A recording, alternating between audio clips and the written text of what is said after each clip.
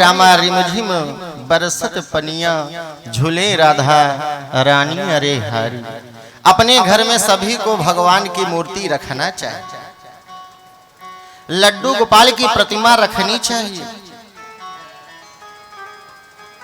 सुंदर प्रातः काल उठ करके स्नान ध्यान इत्यादि कर करके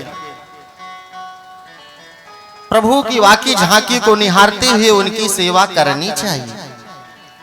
जिस घर में भगवान बसते हैं, जिस घर में भगवान की आराधना की जाती है भक्तों, उस घर में कभी भी किसी भी प्रकार का संकट नहीं आता। बोले संकट कटे मिटे सबो पीड़ा, और जो सुमिरे हनुमत बल बीरा। हर घर में तुलसी का वृक्ष होना चाहिए, पौधा होना चाहिए। हर घर में लड्डू गोपाल की प्रतिमा होनी चाहिए। और जो भी आपके यहाँ सूखा रूखा हो भक्तों, वो भगवान को निवेदित करें। जो भी आपके भंडार कक्ष में बने, किचन में बने, वो भगवान का भोग जरूर लगे। हर घर में गंगा जल होना चाहिए। ये चीजें जिस घर में रहती हैं, उस घर में कभी भी किसी भी व्यक्ति को संकट नहीं मिलता है, और तो और किसी की अकाल मृत्यु नहीं होती है। ये भगवान की सेवा का फल है। इसलिए भगवान के भक्त बने। भक्ति में बहुत बड़ी शक्ति है, और शक्ति देने वाले हमारे भगवान ही हैं। और जो आपने भगवान से नाता जोड़ लिया, तो मानो आपका सारा काम प्रभु कर देंगे। और अगर आपने नाता तोड़ दिया, तो आपकी बनी बिगड़ जाएगी। तो बनी बिगड़ने न पावे, इसलिए प्रभु शरणम गच्छामि, प्रभु की सेवा करनी चाहिए। हर घर में हमारे सरकार का वास होना चाहिए। किसके किसके यहाँ भगवान लड्डू गोपाल विराजमान है, हाथ उठावे। जिसके जिसके यहाँ भगवान विराजमान हो घर में, वाह बहुत है। अरे तो ये प्रयागराज है, तीर्थों के राजा प्रयागराज। यहाँ पर एक से एक संत महंत सतयुग से होते चले आ रहे हैं, और आज सत्संग के सागर में सराबोर होते हुए भक्त अपना कल्याण कर रहे हैं। निज कल्याण। हर व्यक्ति अपना कल्याण चाहता है, और कल्याण करने वाले नारायण हैं। और जो नारायण के शरण में आता है, उसका कल्याण निश्चित है, इसमें संदेह की बात नहीं। तेरी मंद मंद मुस्कनिया पे बलिहार प्यारे जू, बलिहार राघोजू। आज इस भजन को नहीं बोलेंगे। हाँ, मंद मंद मुस्कान भगवान में देखना चाहिए। हाँ? तेरे नयन अजब कजरार लगते हैं काले काले, तेरी मोर मुकुट लटकनिया पे बलिहार प्यारे जू, बलिहार प्यारे जू। हाँ? सांवली सूरत पे मोहन दिल दीवाना हो गया। इनकी आराधना करने से हृदय प्रसन्न होता है, और आपके द्वारा किया हुआ कार्य सफल होता है। यही सत्य है। और सत्य को समझने में सत्संग रूपी साबुन इस्तेमाल करना चाहिए। बिना सत्संग विवेक न होई, और राम कृपा बिनु सुलभ न सोई। बिना सत्संग के ज्ञान नहीं आ सकता है। इसलिए जहां पर भी धर्म की बातें चल रही हो, जहां पर शास्त्र पुराण की बातें चल रही हो, कथाएं चल रही हो, वहां बिन बुलाए आ जाना चाहिए। और वो जो नहीं आते हैं ना, वो बहुत बड़े अभागी हैं। वो अपने हाथ से अपने भाग्य की तिलांजलि दे रहे हैं। वो अपने हाथ से दुख को बुला रहे हैं, अपने जिह्वा से दुख को बुला रहे हैं। दुख से बचना है, सुख चाहते हो तो हरि शरणम गच्छामि, हरि के शरण में आकर के उनका चिंतन करना चाहिए, उनका ध्यान करना चाहिए, नयनों से उनकी वाकी झांकी को निहारना चाहिए, हाथों से उनकी सेवा करनी चाहिए, और जिह्वा से उनका नाम जपना चाहिए। यही संसार का एकमात्र सार है, और 100 बात की एक बात है।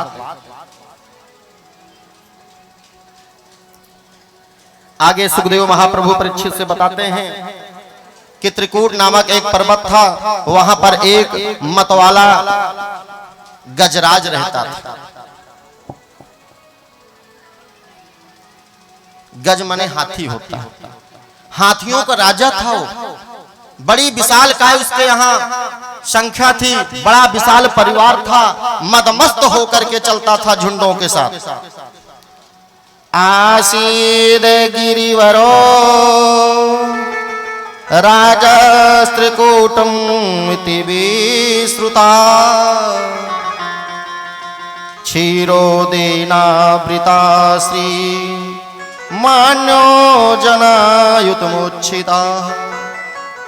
आसीद गिरिवरो, त्रिकूट नामक पर्वत पर वह रहने वाला गजराज मदमस्त होकर के चलता था, अपने आगे किसी को समझता नहीं था। आज भी कई लोग ऐसे हैं, वो एको अहम द्वितीयो नास्ति, अपने आप को इतना श्रेष्ठ समझ लेते हैं कि मानो उनसे ज्यादा वो कोई है ही नहीं। वो भूल जाते हैं कि हिरण्याकश्यप इतना बलशाली था, चक्रवर्ती भी बन गया था। हिरण्याक्ष उसका भाई इतना योद्धा था, रावण इतना बलिष्ठ था। एक आपको राज की बात बताएं ना, रावण कहते हैं बहुत बलवान था ना। रावण जैसे बलवान को बाली ने 6 महीने अपने बाह में दबा करके घूमा था। 6 महीने तक रावण जैसे बलवान को, कौन? बाली। और बाली को कौन मारा था? हमारे राम जी।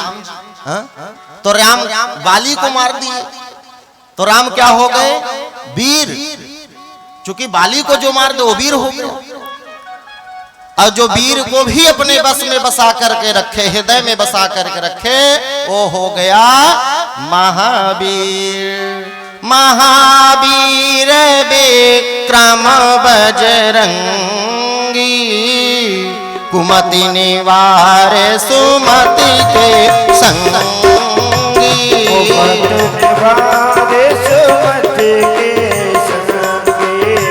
कुमति निवारे सुमति के संगी। महावीर बिनव हनुमान, महावीर बिनव हनुमान। राम जासु जस आप बखाना।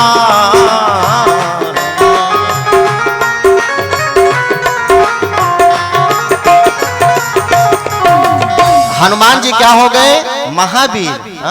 कुमत निवार सुमत के संगी।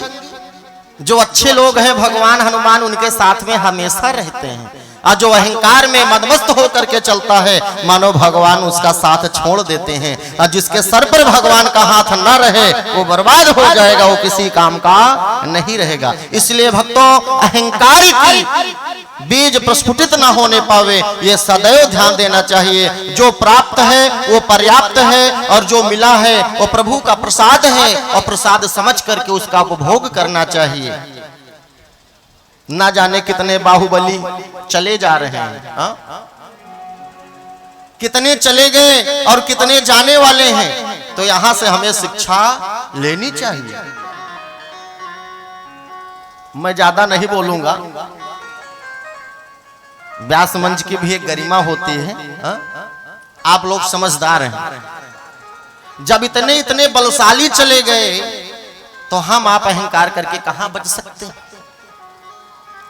अब ये जो गज था ये मदमस्त होकर के अपने झुंड में चलता था। एक दिन गया सरोवर में स्नान करने के लिए, और उस सरोवर में एक ग्राह था, मगरमच्छ। मदमस्त होकर के स्नान कर रहा था, अपने सूंडों से एक दूसरे पर जल फेंक रहा था। सरोवर के देवता हैं, जल के देवता वरुण जी। वरुण जी ने सोचा कि तो हमारा अपमान कर रहा है, अनादर कर रहा है।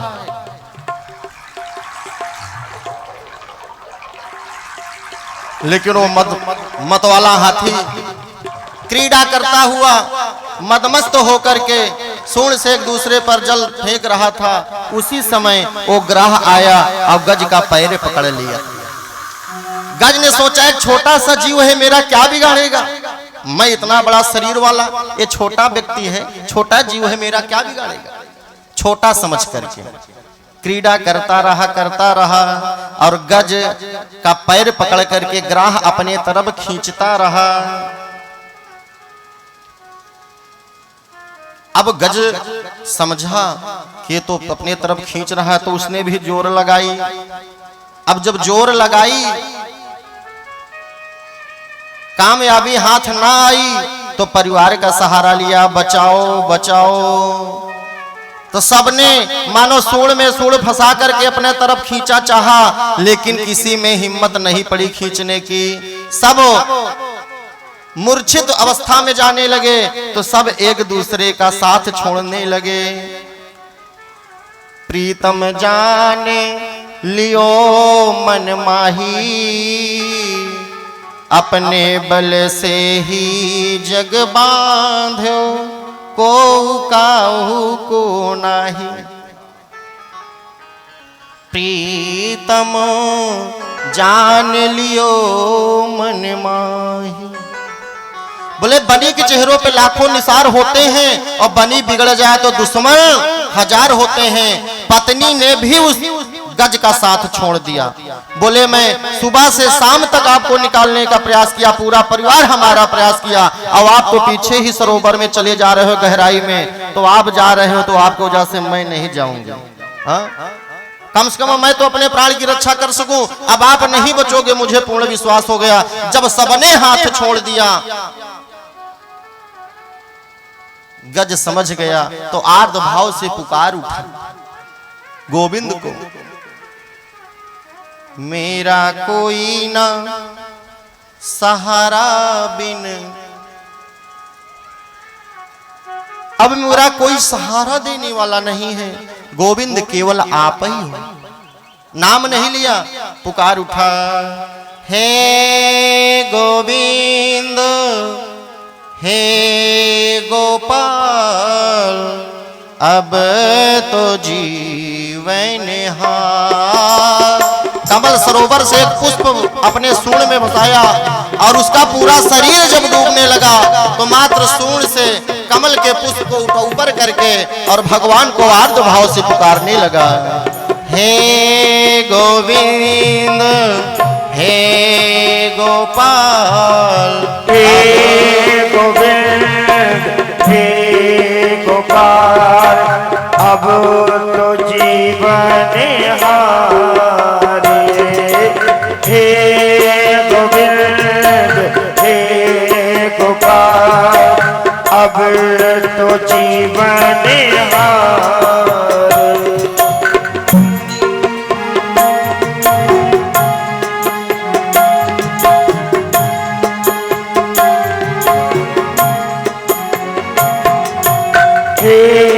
गोविंद हे गोपाल, अब तो जीवन पुकार रहा है प्रभु को और जल में अंदर जा रहा है। ग्राह अपने तरफ बड़ी जोर से खींच रहा है, आर्द्र भाव से गज पुकार रहा है, नीर पीवन सिंधु गायो, नीर पीवन सिंधु गायो, ले गयो मझधार, ले गयो मझधार। रे पीवन सिंधु गायो, ले गयो मझधार। सिंधु बीच बसत ग्राह, सिंधु बीच बदल ग्राह, चरण धरी पछाड़, चरण धरि पछाड़ो। हे गोविंद हे गोपाल, अब तो जीवन हार।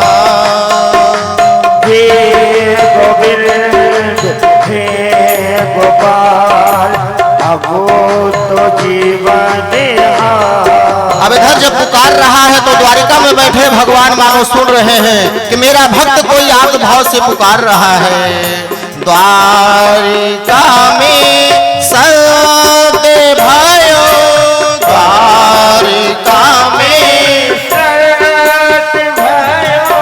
सोर भयो द्वार, सोर भयो द्वारे, शंख चक्र गदा पद्म, शंख चक्र गदा पद्म, गरुण तजी सिधार, गरुड़ तजी सिधार। हे गोविंद हे गोपाल अब तो जीवन हार।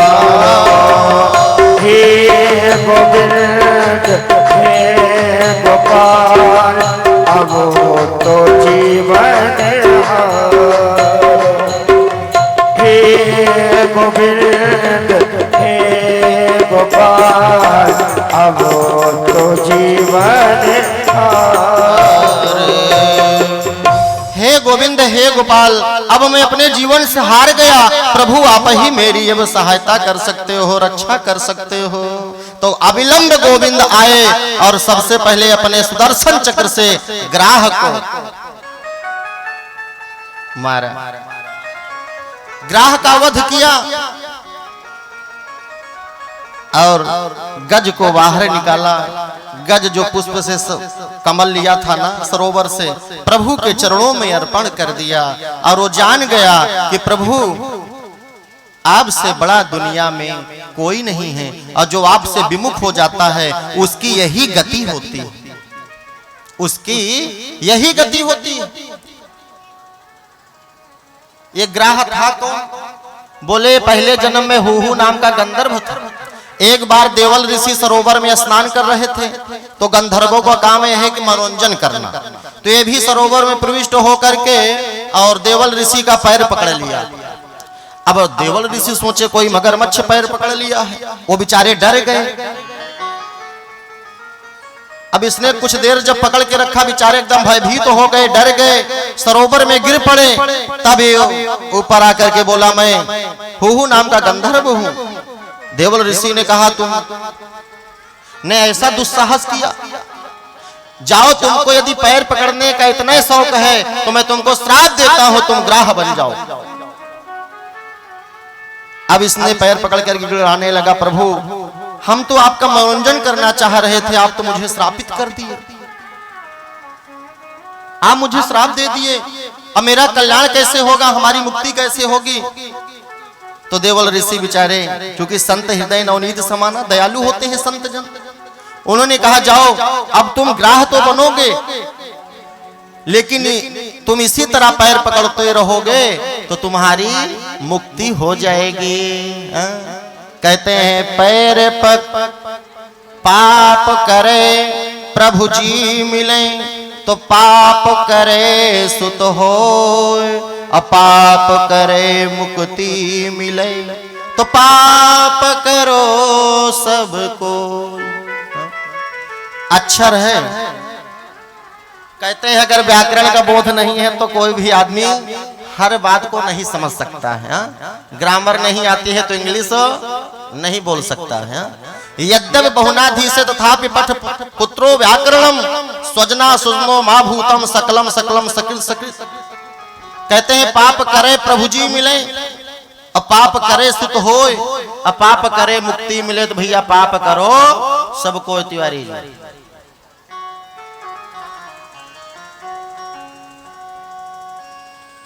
पाप करने से मुक्ति मिलती है कहीं?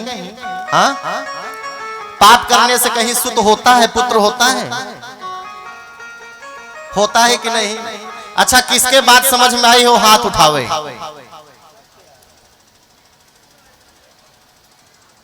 हम कहते हैं होती है।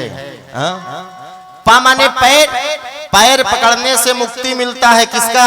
बोले भगवान का पैर पकड़ो, माता पिता का पैर पकड़ो, गुरु का पैर पकड़ो। तो पाप करे मुक्ति मिले, पाप करो सबको।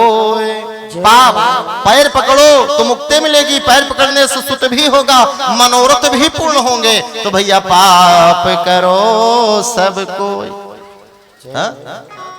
सभी को झुकना चाहिए। जो फलदार वृक्ष होते हैं वो हमेशा झुके हुए होते हैं। अकड़ना तो मुर्दों की पहचान है, इसलिए अकड़ करके नहीं चलना चाहिए। अकड़ करके कभी नहीं चलना चाहिए। सर उठा करके मदमस्त होकर कौन चलता है? बोले ऊंट। ऊंट की क्या दशा होती है? हर पल उसको पैर से मारता रहता है उसका जो सवार करने वाला होता है आदमी, हर पग पग पर वो पैर मारता रहता है। लेकिन ऊंट को लगता है मुझसे बड़ा कोई है ही नहीं, एकदम सर उठा के चलता। तो हमें ऊंट नहीं बनना चाहिए, हमें गधे के भांति जीवन नहीं जीना चाहिए, हमेशा प्रभु के चरणों में मन को लगाना चाहिए। एक आदमी की 3 संतानें थी, तो उसने सोचा कि हमारे पुत्रों में हमारे ना रहने के बाद किसी प्रकार का झगड़ा ना रहे, तो जो भी चल अचल संपत्ति थी वो तीनों में अपने ही सामने बांट दी। अपने सामने तीनों पुत्रों में बांट दिया। और ऊंट का व्यापार करते थे और 19 ऊंट उनके पास थे। बोले भैया जब तक हम हैं तब तक ये ऊंट हमारे हैं, हमारे पास रहेंगे, इन पे हमारा अधिकार होगा, और हमारे ना रहने के बाद इस ऊंट का भी बंटवारा आप लोग कर लीजिएगा, बाकी तो मैं सारी संपत्ति आपको बांट दे ही रहा हूं, कुछ शेष तो बचा नहीं। बोले ठीक है पिताजी। इतना कहा कर बेचारे 1 महीने बाद चल बसे। पुत्रों ने उनका काम क्रिया किया, उसके बाद कहा पिताजी तो सारी संपत्ति अपने ही सामने बांट दिए थे और 19 ऊंट इनके और हैं। तो जिस कमरे में वो रहते थे